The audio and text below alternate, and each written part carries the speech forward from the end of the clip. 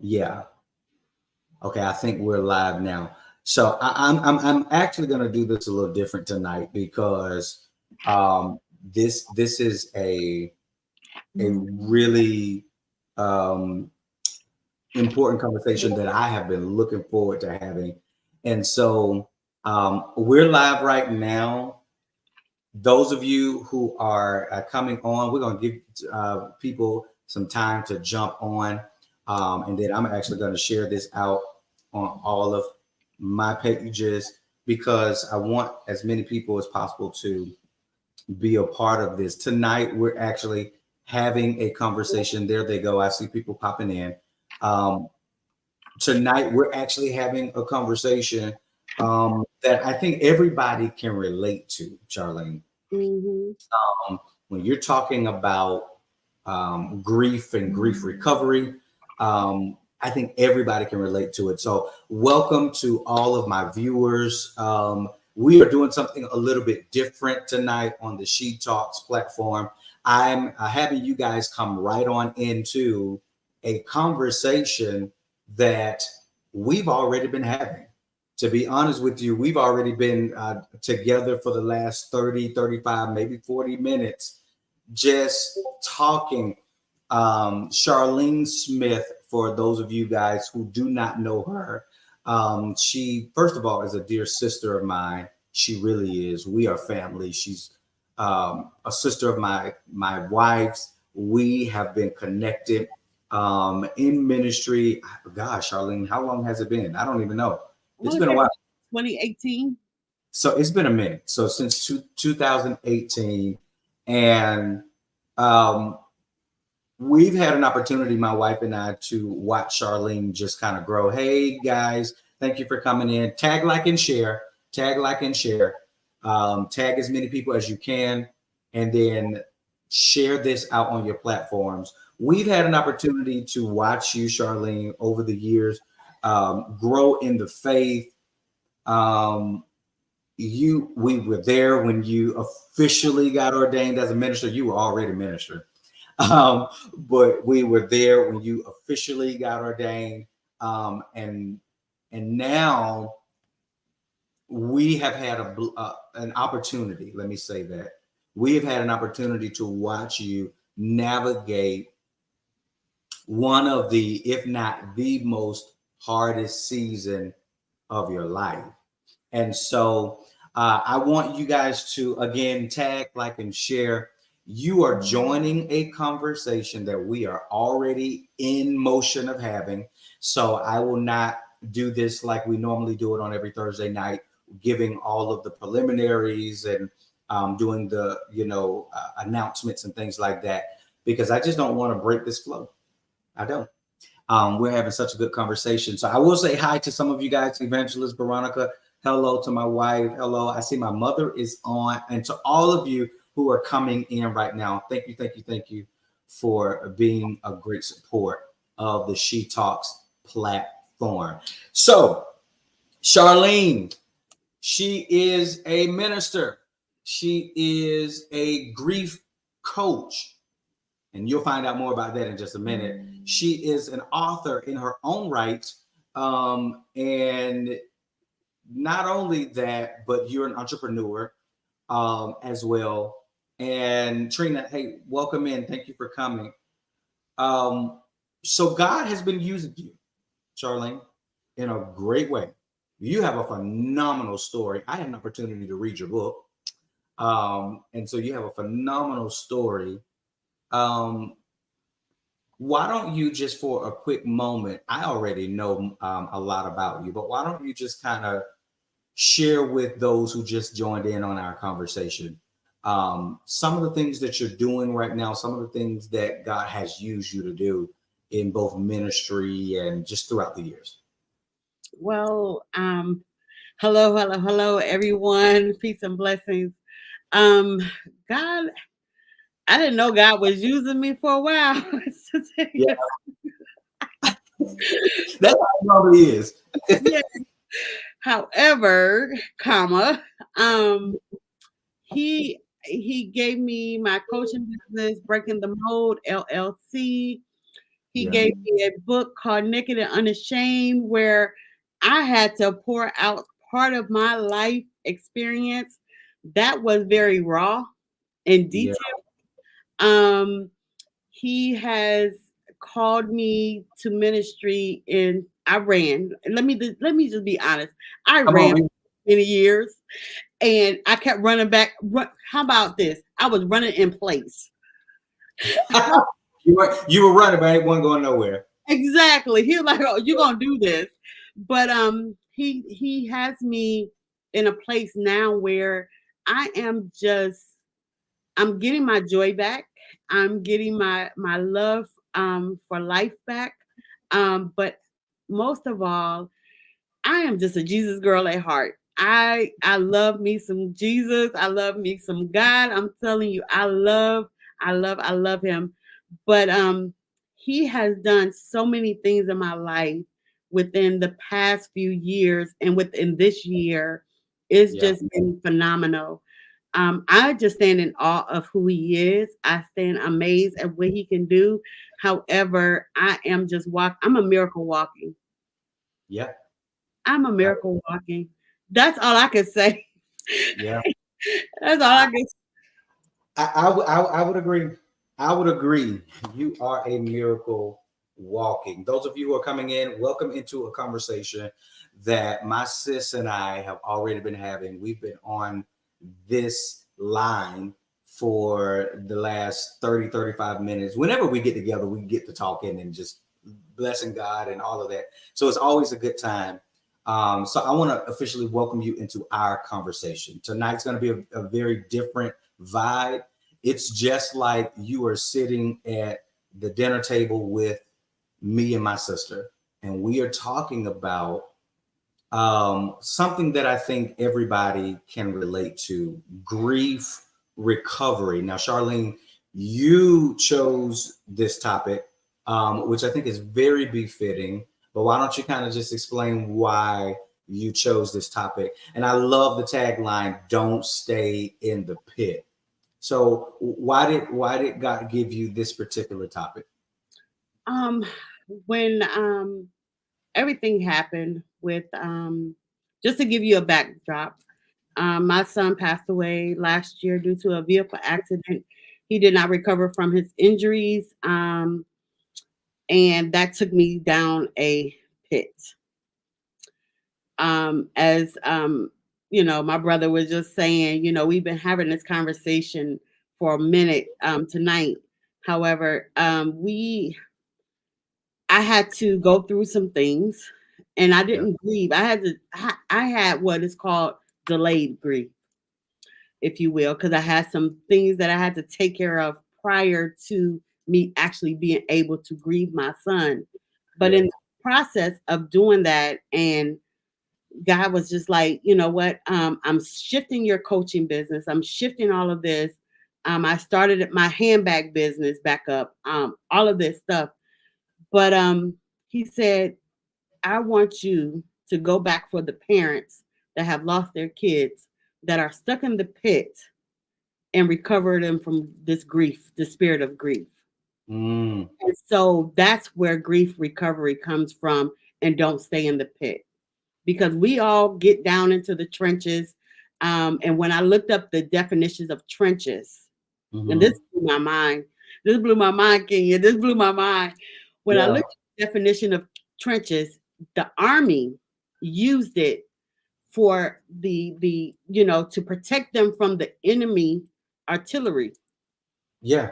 So we got down in we're down in the trenches of grief. God is protecting us in there. However, Mm, it was not the intent to stay there. yes. I love that. That's even in war, that's not the place that you live. That's just a temporary place. Correct. Correct. And that's what he gave me. That's why I say don't stay in the pit. Yeah. Don't stay there. So you have, okay, just catching everybody up, those who are coming in. I'm just catching people up with what we've been talking about. You have, I want to say opportunity.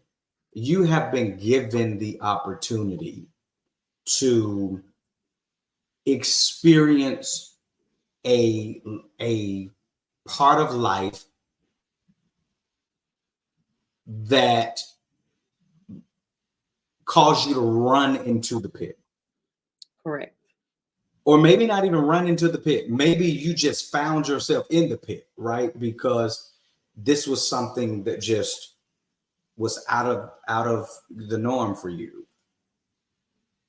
And so you've been given the opportunity to now find your way out of the pit of grief. And now God is using you, using your story, like you said, to now go back to the place where you found your way out of.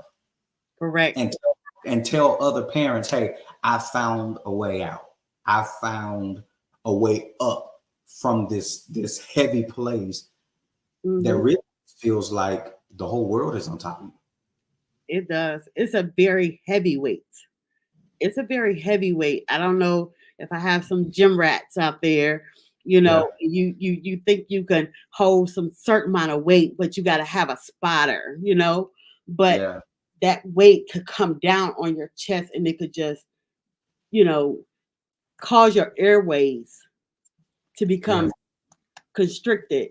And that's why I was telling you in the green room how today's message with what you and Jasmine are going through, how timely that message was to breathe.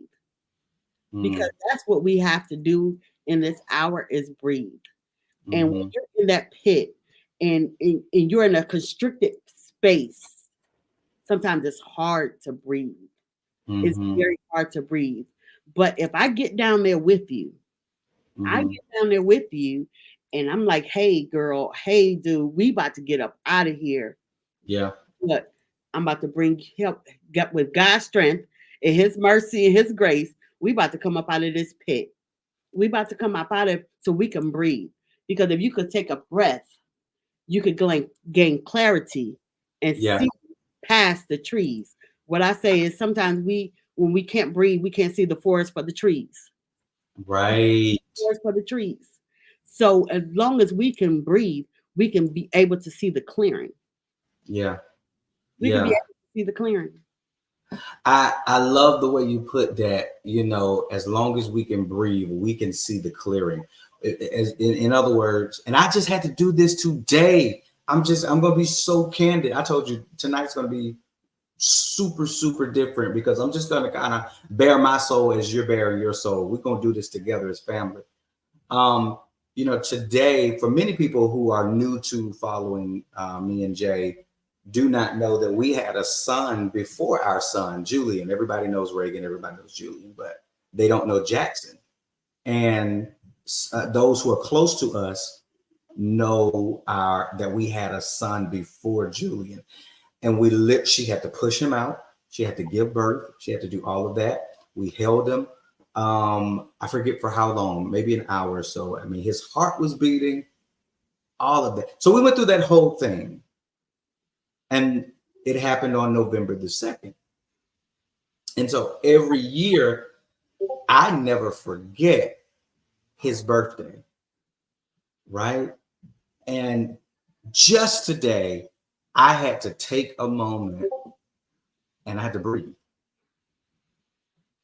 Because like you said, if you're not careful, I don't care who you are.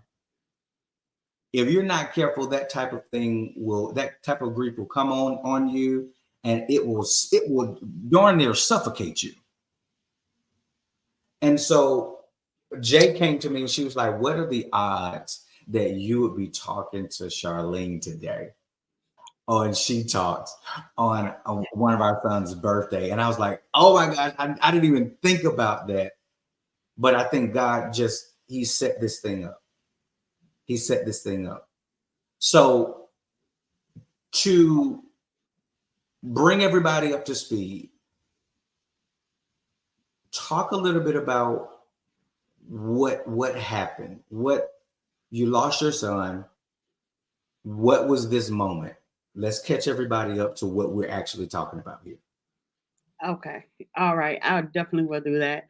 Um, well, last year, it was August 7th, if I really want to get to the date.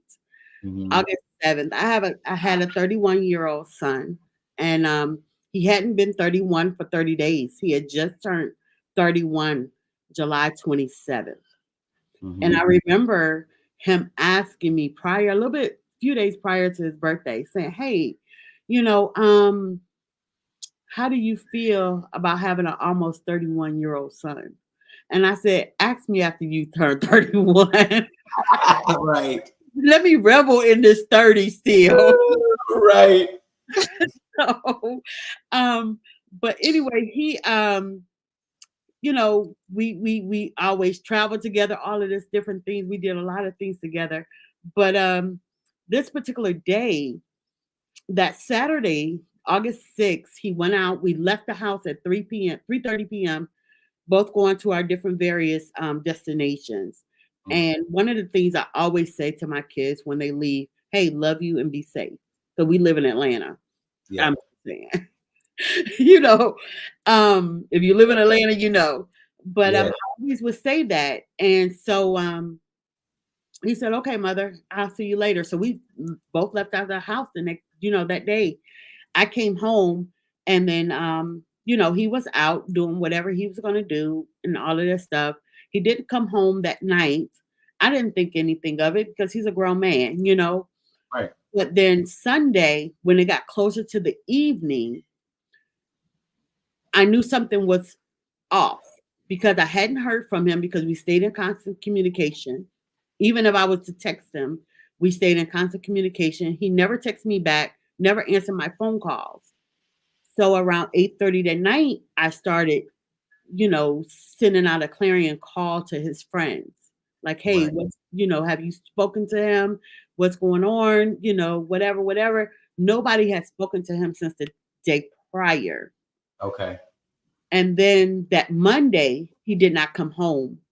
And he had to be to work at 6 a.m. He was not a morning person at all. So I knew something was amiss.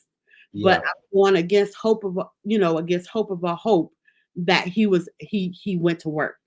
So I Right. went to his job. I did not see his car. I get a phone call about someone else passing away in our family on that same particular day, on That's that crazy. Monday. On that Mm. Monday morning, another real close relative passed away from a car accident, and Mhm. then I had to file a missing person report and all of this stuff from the last place he was seen at. Tuesday, that's fast forward to Tuesday. Tuesday, I get a call from his father saying, "Hey, they found our son. He's at XYZ hospital, such and such. I'm trying to contact the hospital now, to see what's going on. What can I do? What's going on?" Right.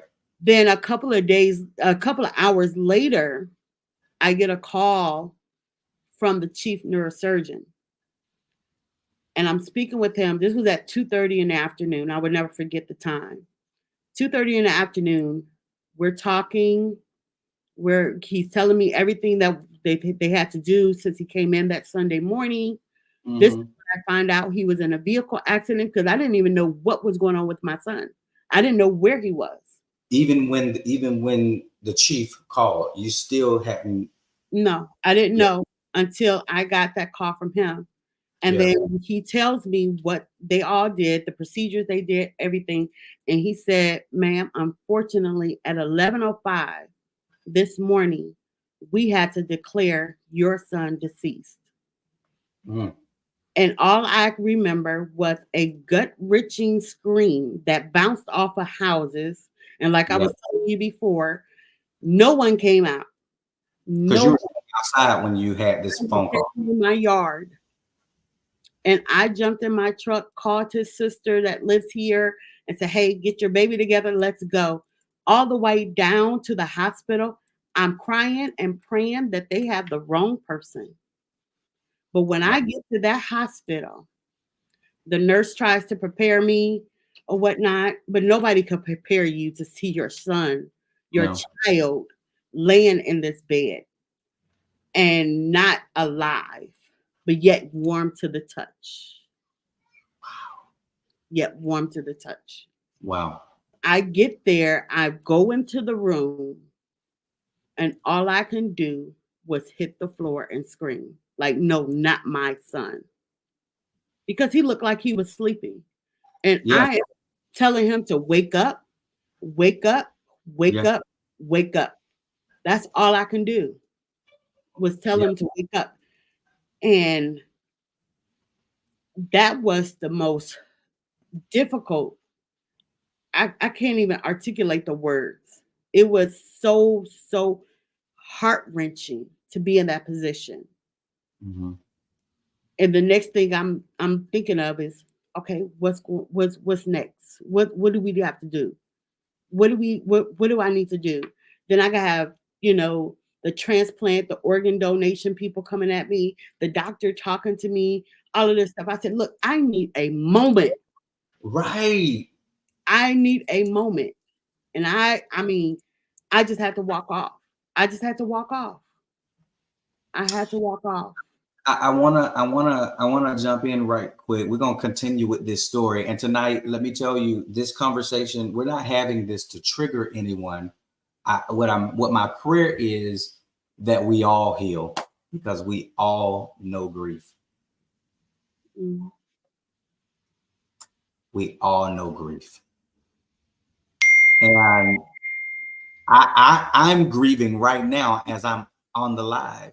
And I chose to have this conversation with my sister, first of all, because I knew it was safe that we could have this conversation. She is the grief coach, but I also knew that there were other people that would need this conversation.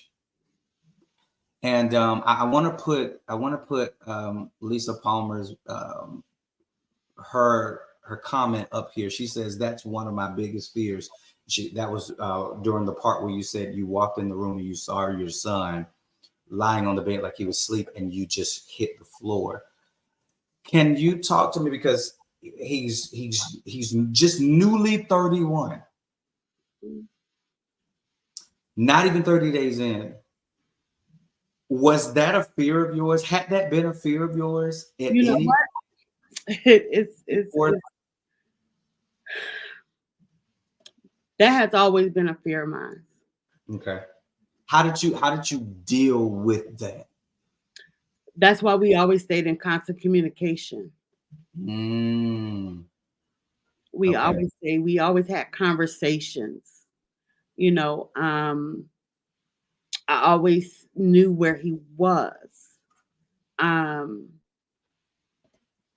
it was a big fear of mine Yeah. because in this day and age with a young black male, I'm it's sad to say, but you never know if someone that walks out that door if they're going to come home that day. Mm, And to know that the last thing I said to my son was, I love you, be safe. And my son did not come home alive. mm, That is the hardest thing to deal with. yeah. Yeah. But I don't have any regrets. Mm. I don't have any regrets. The only Well, regret I have is, let me just correct myself, not making more memories. That's the only regret I have. right. But in his 31 years, he taught me so much. You know how we're supposed to teach our kids? Yeah. My son taught me a whole lot. Yeah. Yeah. And what you say, I mean, and still, because we were just talking before I clicked the live button, and still teaching you in the things that you are doing right now. I mean, some of the awesome things that Charlene, you jumped out of a plane. I sure did. Wait a minute. You jumped out of a plane? What? Who Yeah, does that? But you said that you did this. Why? I did this because I knew my son did not want me to be at home depressed. This was something that he and I spoke of before when he jumped out of a plane in 2018. And I said, you know what? Let's go with me and let's jump out this plane. And life start lifing, you Yeah. know, Yeah. and it never came to fruition. So when his anniversary came around this of his passing this year, I said, you know what? My son would not want me sitting around depressed, in this state.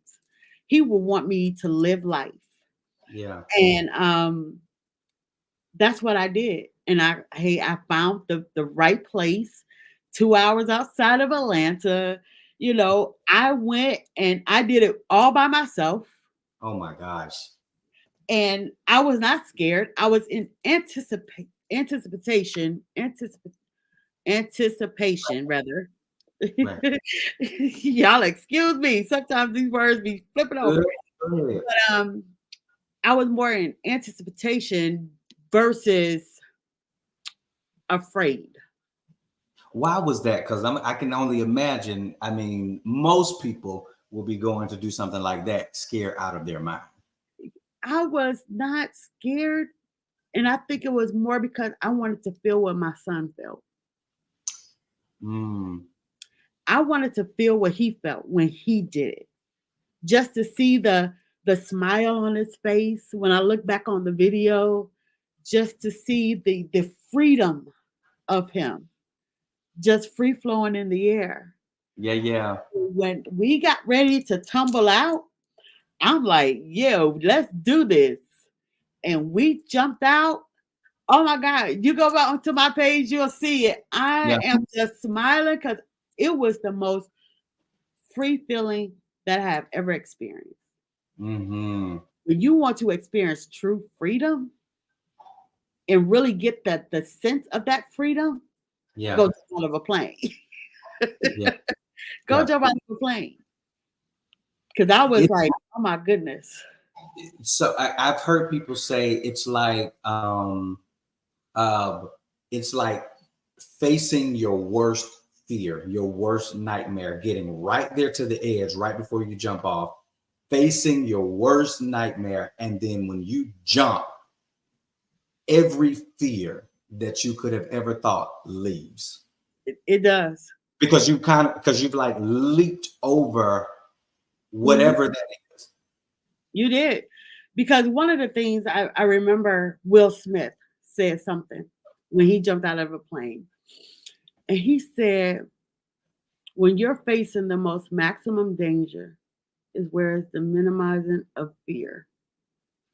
Mm, When you face that thing, fear has to go because there's no place for two. yeah. There's no place you're going, there's no place for two. Yeah. And when I jumped out of that plane, that was the most free fall feeling that I ever had Yeah. in my life. And I got to see my rainbow. Yeah, talk about that really quick because I thought that was so awesome. You said now you didn't know rainbows were Word a circle. full circle. A rainbow is actually a full circle. What we see is just the part of a rainbow. Right. That's just the arch. But when you see a true rainbow, it is a full circle, and those colors are so vibrant, Yeah. so vibrant. Oh my gosh. I didn't know that clouds carry rainbows. Mm, It's a science to it. Or, God set up the science to it, if you will, where if the sun is hitting the cloud a certain way, when you go through the cloud, you could see your rainbow. I call it my rainbow because I took it personal. yeah. I Yeah. took it personal. And that, oh my gosh, oh my goodness. I could just see it like it was yesterday. I'm telling you. But Oh when my. you jump out of a plane or when you face that maximum fear and you Okay. come out on the other side, nothing else should be able to stop you. Yeah. Nothing else should be able to stop you. What would you say to that mother, um, or that wife, or that friend, who is dealing with, I think you called it when before we went live, was it anticipatory grief? Mhm. The was that the pending grief? Which one Yes, was it? that's depending. Okay. What would you explain what that is a little bit more for those who are at the table with us tonight? Right. And what would you say to that person that's in that moment, that's dealing with something impending and they are dealing with the fear of it? What would you say to them? Well, anticipatory grief is basically a grief of anticipating of something that is the demise of something, whether it's a marriage, whether it's a job, whether it's a person dealing with terminal illness. That's what anticipatory grief is the definition of it is. Right. But what I would say is, you know what? Go through the process. Go through, Face face it, face it. Don't try to stifle the emotions. Don't try to hide the emotions. Be very realistic and honest where you are. Like, hey, you know, whenever you go through any parts of grief, be honest. Be honest of where you are. I know that when everything happened with my son, I had people and I loved them dearly. They came to me and they said, "Well, Charlene, what do you need?" I don't know. Be honest. That is the most authentic answer I can give you is to be honest. Be yeah. honest in your emotions. Be honest, you know, if you don't want to talk to anyone at this moment, to say, Mm, hey, acknowledge that person, but just say, hey, I'm not there to have a conversation with you, you yeah. know, because you know, we as grievers, we want to push a lot of people away sometimes. But at the same time, we don't want to push away our support. So we Right. have to be very mindful of where we are. And that's especially dealing with anticipatory grief because I've been through a divorce and Right. I had to be very selective on who was in my circle, who Yeah. was I talking to, um, because you want someone that's going to be there for you, yet and still they can tell you the truth about who you are, what you're going through. What because a lot of times I had people that, you know, they be like, oh, just, you know, whatever, just get over it. Really? Yes. I had even going through this process, I My had God. someone say, did she just get ordained? And they say, yeah, oh, she'll be okay.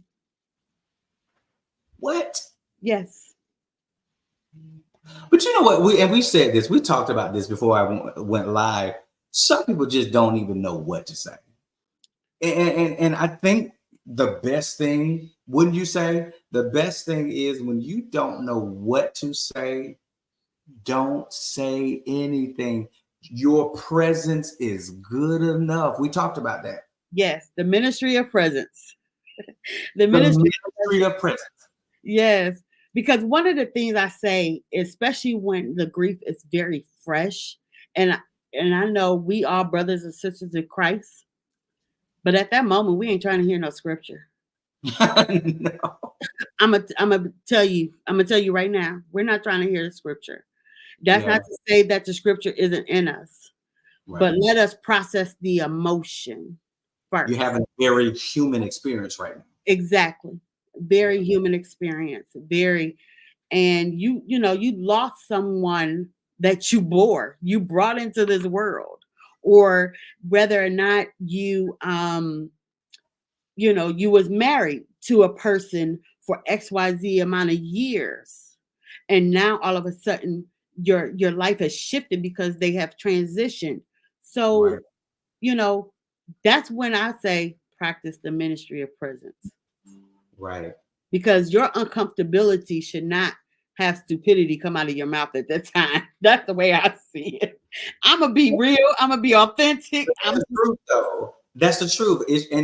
And you have to be mindful, that this person is this is who it's about right now. The person that is experiencing the very heart-wrenching moment, hmm right?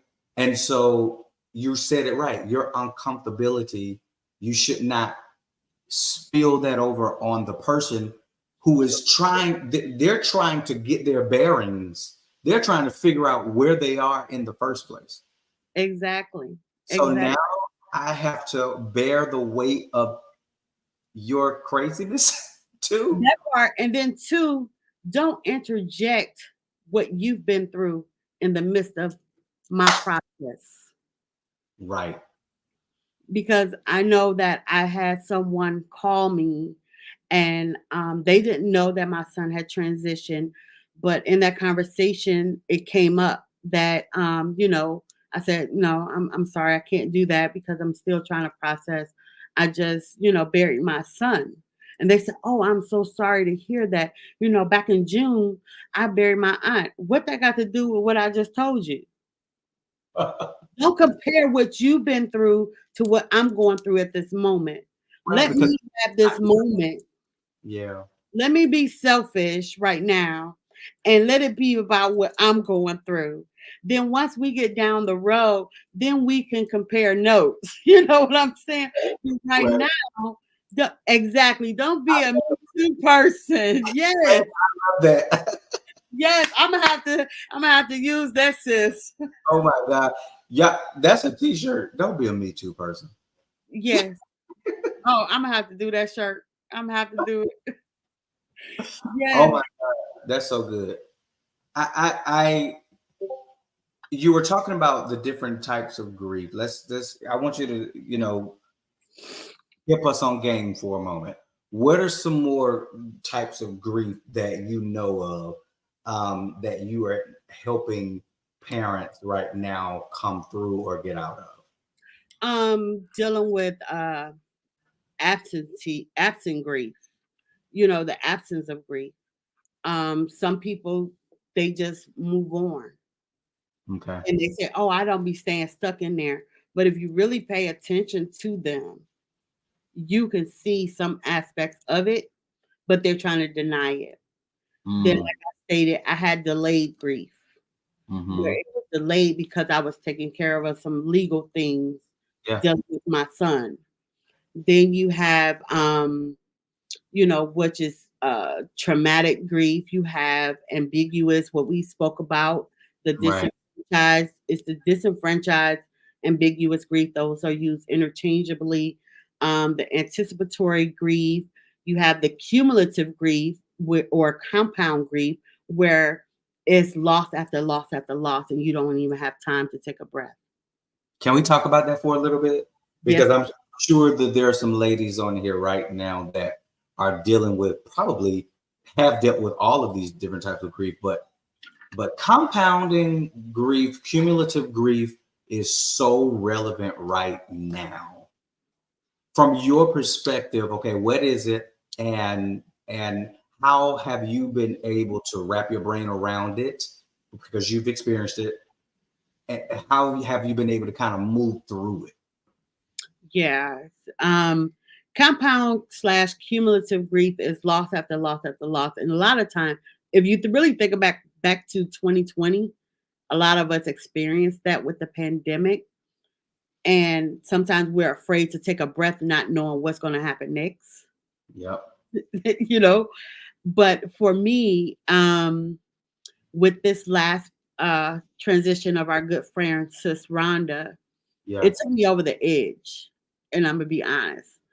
I was sitting there watching a live, and it was my brother Kenyon watching a live, and I had a 9mm sitting right there, and I was ready to take myself out of here because of all of the deaths. Because I'm like, God, why are you taking everyone that I love and I feel as though I need right now in my life, taking them out of here? Mm, I couldn't wrap my head around it. Well, that night, a clarion call went out and my pastors ended up at my door. How about that? right. Thank God. Thank Yeah. God. And Yes. they sat right there with me in the trenches, and down in that pit, I'm telling you. Because sometimes you got to have the right people in the pit with you. Ooh, talk about it. You got to have the right people in the pit with you. When you get down in that pit, not everybody can get down in there with you. Because some Yeah. people want to stay down there with you. They don't want to get up. Stay down there with you or keep you down there. Exactly. Yeah. Keep pushing you back down there when you're trying to rise up. You might even try to rise up, you know? Yeah. Oh, no. But that cumulative and compound grief, I think right now in this day, in this hour, that the enemy is trying to use that as a portal to get into your mind, to take Ooh, you over to the edge. Because wow. if you think about it, and he almost had me, if not for that clarion call going out. If you think about it, he's coming into your mind and saying, you know what you living for? Why you here? Everybody else checking out. Go ahead and check out. Go ahead and check out. You don't need to be here. Ain't nobody gonna miss you. You ain't Wow. gonna make no impact. Oh, the enemy, you give the enemy a foothold, he gonna take a whole mile. Yeah. That's what that compound grief can do to you if you just allow it to spiral out of control. But I had the fortitude of having the right people in my life Mm-hmm. and getting into that back into therapy, Mm-hmm. back into therapy.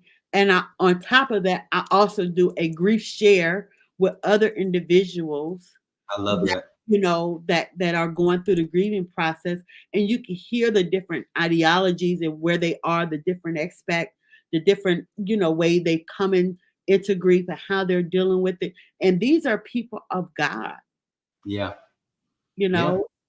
And I'm just thankful to be even in that space because now I can see where the true need is. And Right. it's really just really sitting there with them. Because a lot of times we just want to talk it out. Yeah. Let me talk it out. Mm-hmm. I don't need you to say nothing. I don't need you to say, oh, the Lord said, cast your burdens onto you. I don't need you to say Yeah. nothing. Sometimes I just need you to hear me. That part. But yeah, that compound grief is all I could say is almost like if you're a woman that has children, is you got to breathe through the process. You got Yeah. to breathe through it.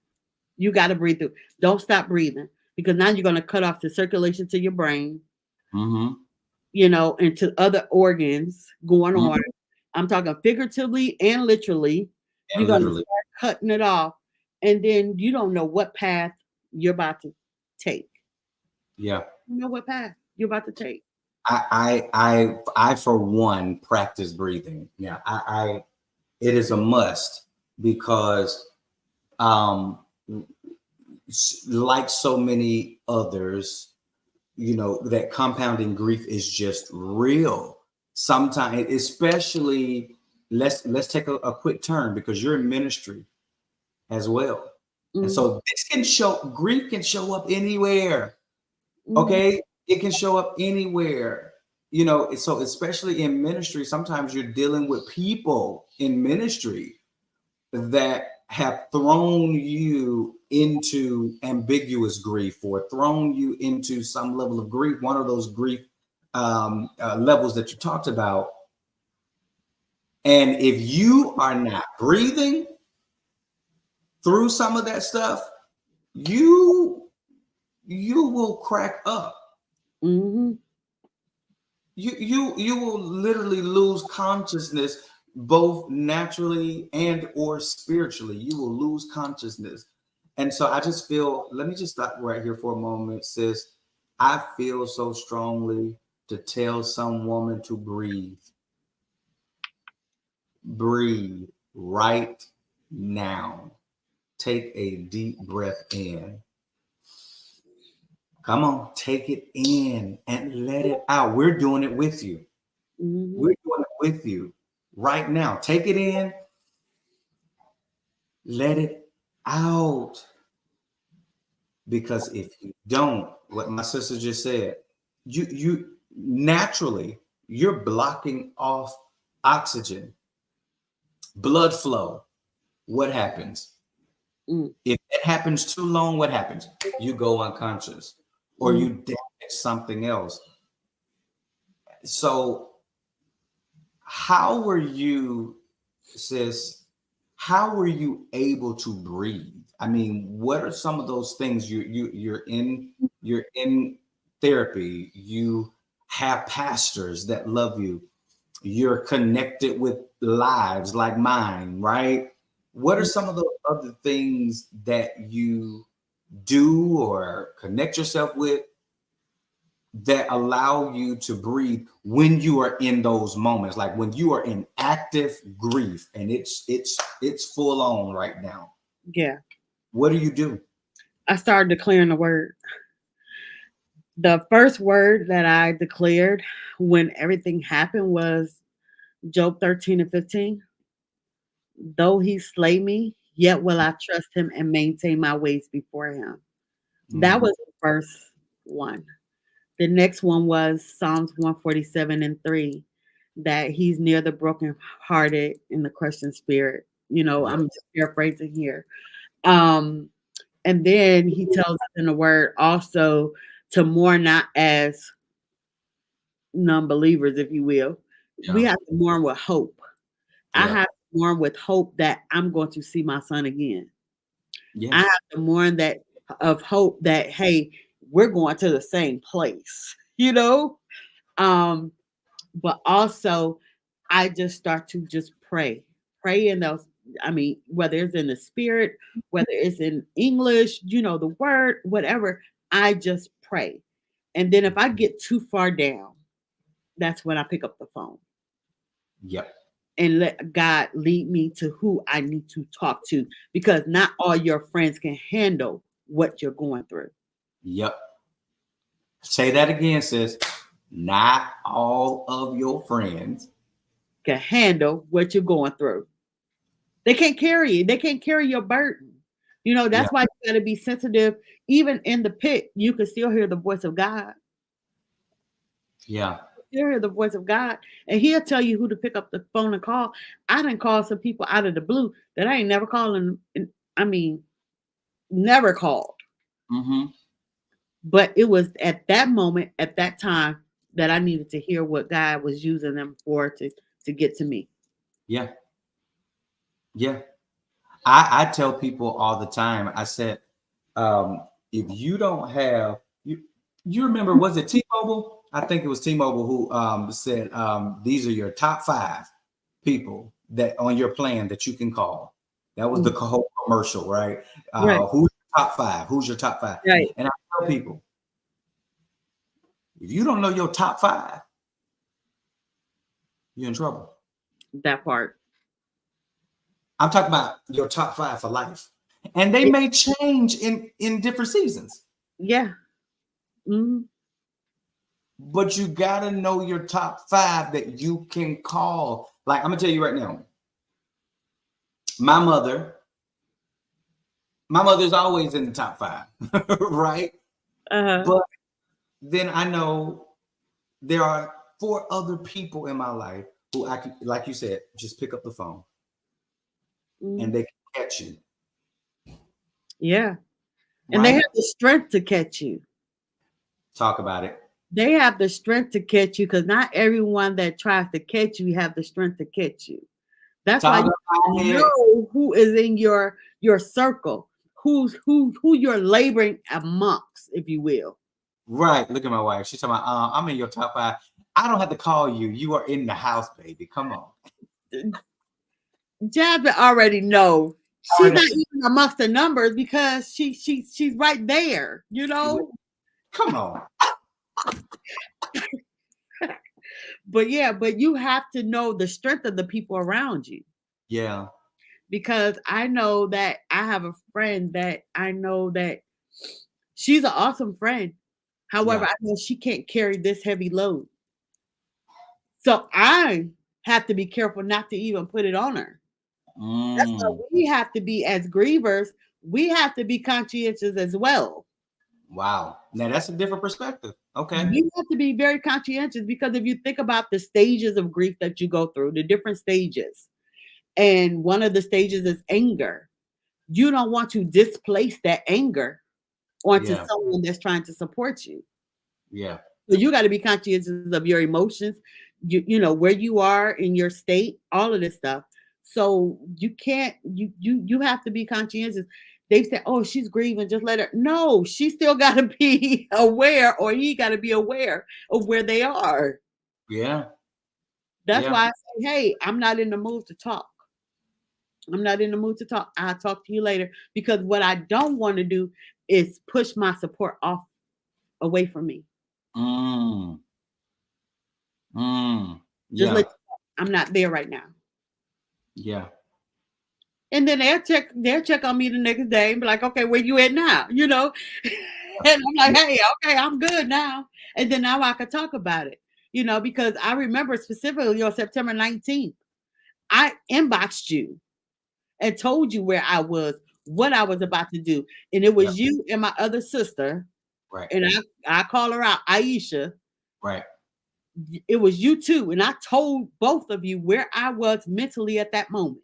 Mm-hmm. Mm-hmm. Because that was my inner spirit telling me I need help. Mm-hmm. I needed help. Yep. And that's when the clarion call went out. Yeah. And so okay, that's that. Let's kind of talk about that for a moment because we kind of slid over that, but I really want people, especially the ladies, to hear this of how do you deal with this? You just so happen to be on one of my lives, I think my Tuesday night live, and you were sitting there. You were sitting there with what? What were you sitting there with? I was sitting there with my phone and my 9mm sitting right there. My Glock. Because because it was so heavy. It was so heavy because that Friday is when our sister passed away Mhm. unexpectedly. Yep. That weekend I kept busy. I kept Yep. busy. That Tuesday I was home alone. Yep. And Yep. I was able to have the opportunity to sit in my thoughts, Mm-hmm. in my emotions, sit Mm-hmm. right there. And it just overwhelmed me. And when I was got on your live, Mm-hmm. I seen you just pop up on my screen. I went on. Wasn't expecting to stay on, to be honest. Right. Um, but then you came in with this prophetic word Mm.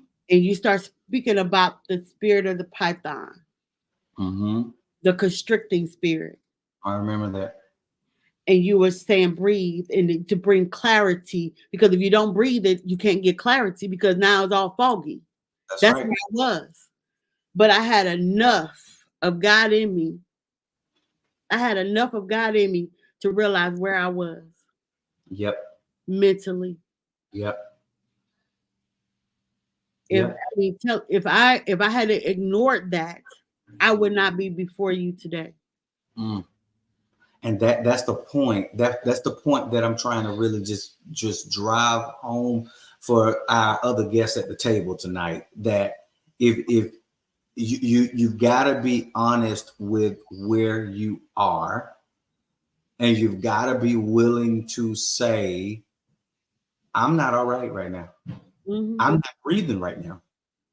I need to reach out to somebody. I need to connect. I need to do something that's going to be a lifeline for me. Because that night, it could have been different. It could have been very different. It could I just it just could have been different. But you connected into a moment, a prophetic moment. You reached out to the people that you needed to reach out to. Your pastor showed up, sat with you in the trenches. I mean, all of these things happened. Instantaneously. That's why you have to watch who you're laboring among. You have to Come know on, who's in that circle. talk Because about it. I mean, you and I, we've talked, we've communed, we broke bread together, all this stuff. But I don't think you have ever seen me in a place like that before. Mm-mm, mm-mm, mm-mm. And I knew then this was different. This was different. Mhm. It This was was different. different. It was very different because I've had in times past, and you read my book, where I've had suicidal thoughts, Mhm. things. Right. But this was Was different. Yep. It was so different that I scared myself. Yeah. Yeah. I get it. I had enough God in me to reach out and say, "Hey, Kenyon, this is what was going on during your life. This is what's happening." And I was talking to Aisha, and I'm telling her, and she was the one I already know. She was the one that called, Apostle Mom and Pops. She the one that called them and Yeah. said, "Hey, next thing I know, I got a doorbell ring." And I'm like, "You snitch." Thank you, Aisha. Because can I be honest with you? Can I be honest? Yeah, I was about to call them too. oh dear. But she beat you to it. She beat me to it because all of a sudden we were praying, and I think we were still messaging, we were still talking after the live. We were still talking. Yeah. I said, I can't let her go. I, We were I still can't. talking. And so I had two conversations going on. I had you and Aisha. Wow. You and Aisha. And I'm telling you, and Aisha kept talking to me. Long after you stopped, she kept Yeah. talking to me, kept talking to me, kept talking to me. And I said, "Apostle Mom and Pops here. You called them, did you?" Yeah. And she just stopped talking to me. Can we just let me just say that? Can we just give some clapping emojis for Aisha? Because seriously, you've got to know who labors among you. That's right. I'm so glad that she called. And listen, if there's somebody on this line, let me just say this: if there's somebody on this line that don't have anybody to call, I placed a number down at the bottom. That's the actual suicide hotline, called 988. You can do that. But let me tell you something. If you don't have anybody to call and you don't want to call this 988 number, we are here. Inbox, reach out. I'm telling you, Aisha, look at all your sisters giving God praise for you. Listen, it's real. Reach out. Don't you sit there by yourself and check out of here. Because grief, sis, will it not? Grief will have you checking up out of here. Yeah, it will. It will. If you allow it to just the weight of it just to take you over. And it could take you into a whole mind tailspin, Yeah, just spiraling out of, control. But I always say, until I don't have any breath in my body, but the God in me would not let that go. that's right. He said, "No, I have need of you. I have called you to some people, and I That's right. have need of you." So I'm like, you know, God, He is in His infinite wisdom. He is amazing. He's Mm, awesome. thank you. He's awesome. He's majestic. I just lift Him up on high because of who He is. Mm, Not so much as what He's done in my life. I would give Him praise for that, but just because of who He is. yeah, yeah. Because he's God. And that's what I was telling somebody, oh, I forgot who I was talking to. He's sovereign. And when you say God is sovereign, what you're really saying is, sis, he is all knowing. He is omnipresent. He is everything, everywhere, all at the same time. He was at the beginning of time. When you say he's sovereign, Yes. you say he was at the beginning of time. He's going to be at the end of time. He created time. He knows everything about your life before you even knew it. Yes. Because he changed the whole trajectory of my life with this, Yeah. with the passing of my son. He changed the whole trajectory of my life. Because like I was saying before, with my coaching business, I was going for, if you would call them, the diners, the voiceless. Mm, But now he's had me coming for he has me coming for the voiceless, but now he's helping me give language to give to them that can't articulate Yeah. where they are in this grief process. Yeah. Because grief, unfortunately, is all around us, Yeah. all around us. And we all deal with it in some form of fashion. And it's a part of the life. It's a part of the life circle. Mhm. Grief. You're going, as long as you live on this side of heaven, you're going to experience grief at some point or Right. another. It's just, it's how you deal with it. It's knowing you can never be too prepared. Never. You can never be too prepared, but at least having some tools when your mind does come back, Hmm. having some tools that can help bring you along, Correct. uh, bring you out of that pit. Okay. I hate that we have come to the end of this hour. Like literally, I think me and you've been talking almost 2 hours, Yeah, and we just let everybody in for dinner exactly. for the last hour. This hour went by so quick. Wow. I think I we're got going to have to do a panel yeah. discussion eventually with some I of the other people that came before me that yeah. dealt with grief because we I all came with different aspects. So I think we need to do a panel discussion. I love that. Let's do it. Let's Let's do it. Would y'all listen in the comments? Let me know.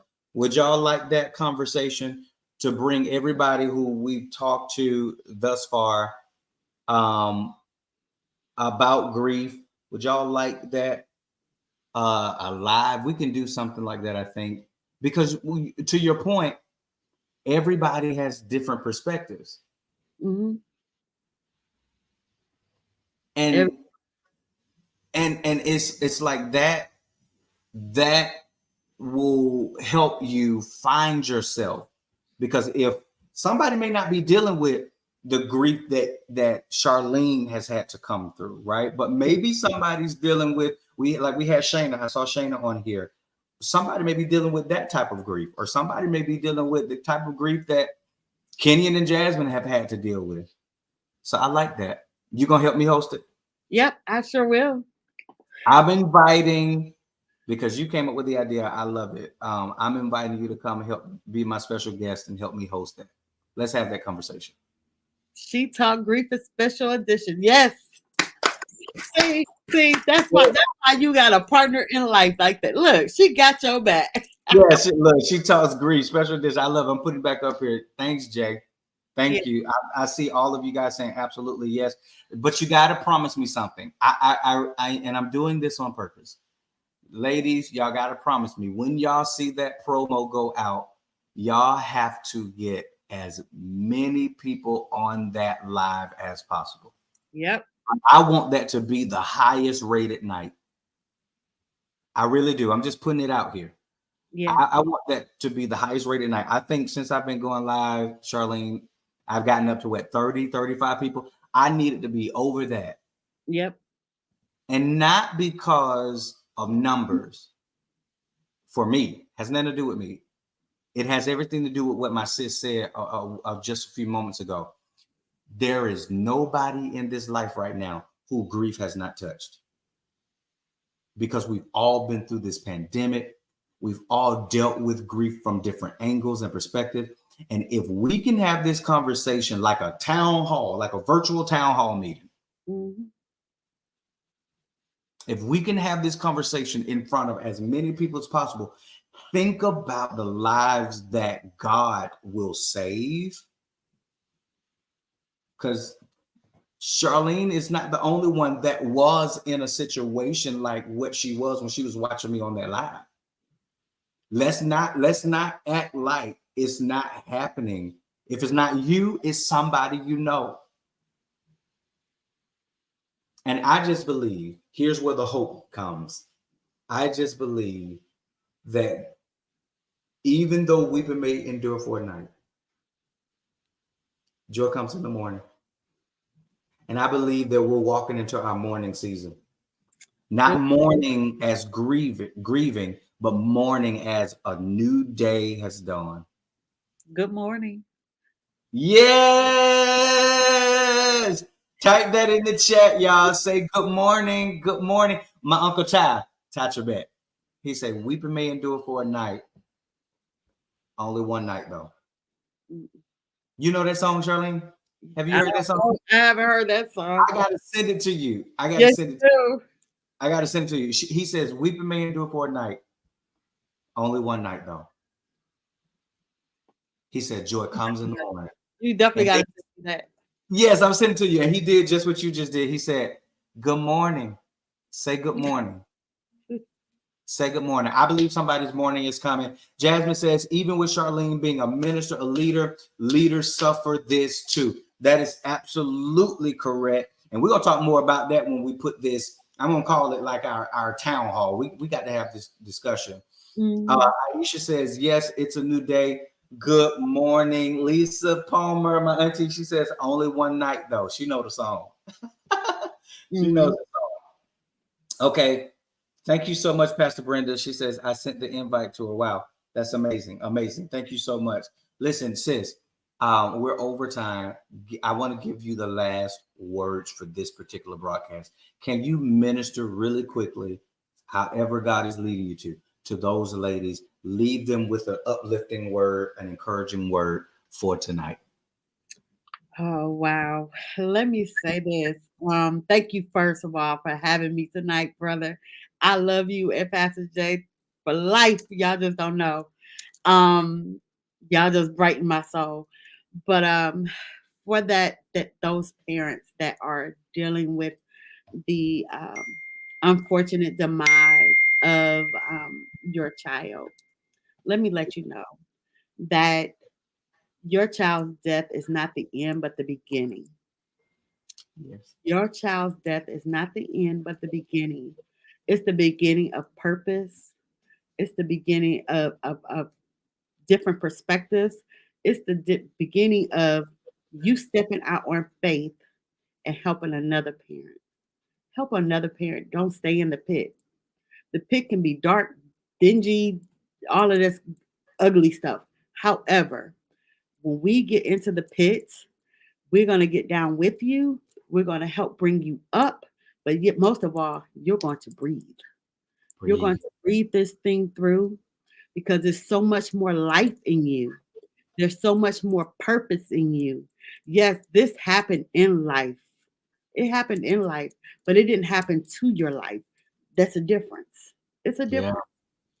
It happened in your life, but not to your life. So God still has purpose. He's going to turn your pain into purpose. He's going to turn your wounds into a witness, and he's going to turn this test into a testimony. You will find purpose in your pain. This is not the end, but the beginning. And I love you. Peace and blessings. Y'all, I have enjoyed this conversation. Thank you so much to my sister who have decided to be on with me tonight. And thank you for your time. I do not take it lightly. Minister Charlene Smith, listen, you can recover. You can recover. And I decree and declare that you're in recovery mode right now. She is a grief coach. She's an entrepreneur. She's an author. She's a minister in her own right. I need y'all to go and connect with her on her Facebook page. Are you on any other platforms or are you just on Facebook? I'm on Facebook. I'm on IG at Charlene Smith 0223. I do have a grief group called Breaking the Mode LLC on Facebook. If you know of anyone that is going through grief or dealing with grief, they can join this group. This is a safe place. It's a private group, and we will be doing a lot of different things in that group. Breaking the Mode. Go find it. If you don't need to be a part of it, you know somebody who does. I challenge you tonight, not tomorrow. I challenge you tonight, every woman, find 5 people and invite them to be a part of Breaking the Mode on Facebook. Breaking the Mode LLC. I need Charlene's group number to grow as a result, because we are going to snatch people out of the pit. Oh, I felt that. Wow. Wow. Sis, I'm gonna have to use that one. come on, snatch them out the pit. I love it. I love y'all. Thank y'all for hanging out with us on tonight. That's a new thing that I just coined. Thank y'all for coming around the table and having this discussion with me tonight. We are back next week, same time, same location. Hey, for those of you who are my faithful followers, you have not seen me out here in these social media streets, I think in the last 2 weeks, maybe on our Monday and Tuesdays. Last week, I had to get away. I had a road trip. I had to breathe. I had to do my thing to recalibrate. But we will be back on next week. So please look out for those notifications. Turn your notifications on and tell somebody else that I'm going to be on. I'm going to be releasing the word of God to you as he has given it to me. Charlene, I love you with the love of Jesus Christ. Love you. We'll talk soon. To everybody, I will see you soon. Love you.